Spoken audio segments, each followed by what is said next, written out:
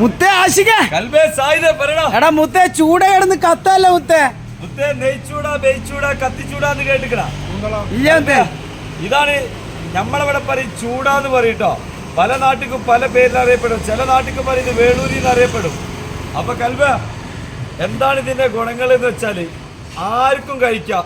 ഏത് രോഗികൾക്കും, cholesterol ഉള്ളവനും sugar ഉള്ളവനും pressure ഉള്ളവനും ഒക്കെ കഴിക്കാൻ പറ്റിയ മീനാണ്. ഞാൻ എൻ്റെ കിഡ്നിന്റെ സർജറി കഴിഞ്ഞിട്ട് കിടക്കുകയാണെങ്കിൽ ഡോക്ടർ പറയാം മോനെ ചോറ്റിക്ക കഞ്ഞിക്കൻ്റെ അടിച്ചോ എന്ന് പറയുകയാണെങ്കിൽ അതിക്ക് കൊടുക്കാൻ പറ്റിയൊരു മീൻ കൂടിയാണ് ഈ ചൂട, അല്ലെങ്കിൽ വേളൂരി എന്ന് പറയും. ഇനി വേറെ നാട്ടിലേക്ക് എന്തെങ്കിലും പറയുമെന്ന് അറിയില്ല. നമ്മുടെ നാട്ടിൽ കത്തിച്ചൂട എന്ന് പറയുന്നതിന്. അപ്പൊ കൽബ അൽച്ചൂട അതാ എത്ര അജാതി ഗുണങ്ങളുള്ള മീനാണ് കേട്ടോ. എത്ര അടിച്ചോ കൊളസ്ട്രോൾ ഇല്ല, നേരത്തെ കയറ്റിക്കോ.